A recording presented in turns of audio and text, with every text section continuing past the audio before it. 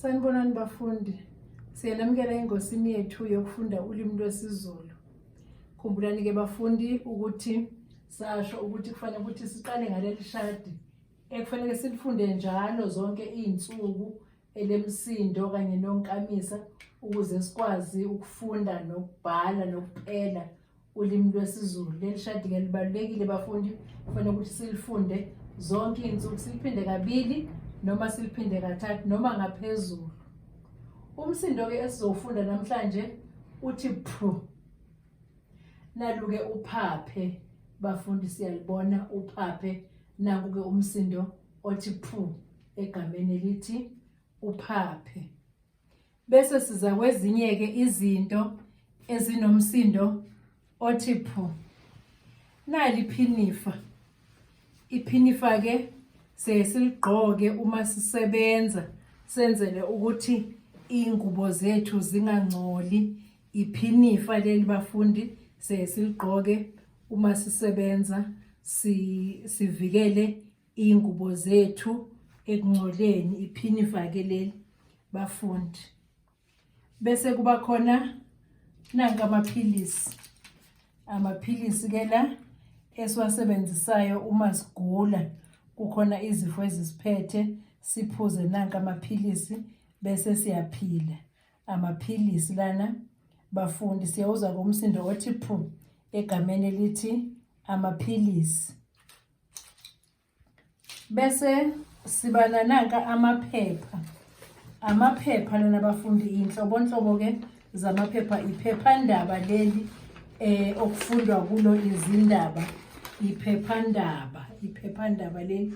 Bese kuba khona nanto olunye uhlobo lwephepha futhi, iphepha esilisebenzisayo ukubhala kanye nananka amanye amaphepha asencwadini la, amaphepha esibhala kuwo, amaphepha alapha ngaphakathi kwencwadi, amaphepha lana bafundi. Bese ke siba futhi nesiphuzo. Isiphuzo ke lesi esibandayo bafundi. Isiphuzo lesi esibandayo siyaye sisithele engilazini siphuze ngayo. Isiphuzo esibandayo lesi. Nanko ke umsindo futhi othi phu egameni elithi isiphuzo. Bese ke siba nesinye futhi isiphuzo la. Lesi ke isiphuzo esishisayo. Isiphuzo esishisayo lesi esisithele enkomishini kanjena sithi isiphuzo lesi esishisayo. Asiqhubeke ke bafundi siye eshadini lethu lamagama manje. Umsindo ke phu esiufundayo namhlanje. Siyafunda kamagama lapha anomsindo phu. Uphaphe. Nalo uphaphe njengoba sesishilo. Phuza. Pheka. Iphinifa. Leli phinifa engilifakile bafundi. Khipha. Iphilisi.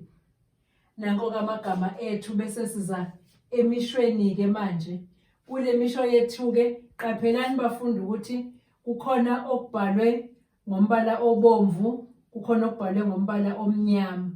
La embaleni obomvu izimpawu zokukhanyisa lezi eziba khona esiyaye siyifake uma sibhala eqaleni komusho nasekugcineni komusho, njalo eqaleni komusho nasekugcineni komusho, izimpawu zokukhanyisa lezi.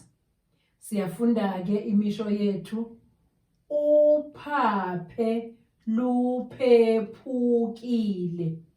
Siyabona ke usonhlamvukazi esiyesiqale ngaye umusho bese kuba khona ungqi ekugcineni. Umama upheka uphuthu.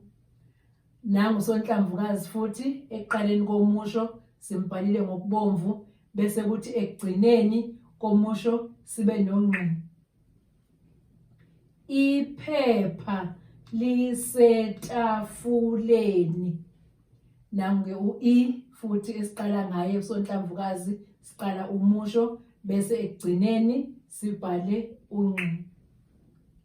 Coshani amaphepha awile. Siqala futhi nangu usonhlamvukazi uci bese sigcina nganangu unqi ekugcineni komusho. Aphi amaphilisi kagogo?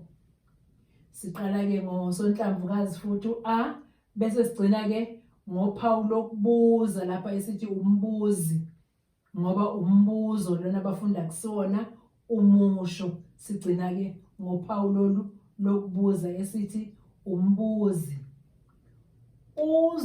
Uzowaphuza ekuseni. Siqalele-ke futhi lapha ngosonhlamvukazi u bese sigcina ngonqi lapha ekugcineni komusho. Niqapheleke lokho bafundi ukuthi imisho ibhalwa kanjani. Siyacela-ke bafundi ukuthi nisilandele kulolu hlelo lwethu lwakwa-YouTube, nichofe usubscribe, nichofe ulike. Izifundo zethu-ke sizithatha kule ncwadi ethi isiZulu Phaqa. Ungazitholela-ke eyakho incwadi nawe uzifundele, uzibhalele, uzipelele amagama olimi lwesiZulu. Ungayithola-ke le ncwadi kuSimphiwe enombolweni ethi 082 590 9245. Inombolo kaSimphiwe-ke leyo atholakala kuyona. Ungayithola futhi kunoZipho le ncwadi enombolweni ethi 083 317 1289. Inombolo kaNozipho-ke leyo atholakala kuyona. Uzitholeleke incwadi yakho, uzifundele, uzibhalele ulimi lwesiZulu. Siyabonga bafundi, nisale kahle kwanamhlanje. Sobonana futhi esifundweni esizayo.